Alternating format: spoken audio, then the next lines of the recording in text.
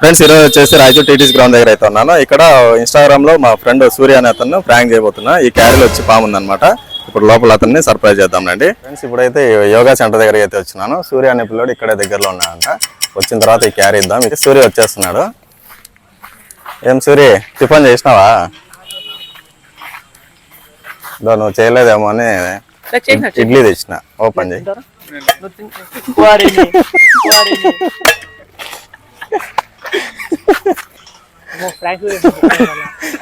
ఏమనుకున్నావు బ్రో దాంట్లో ఉండేది?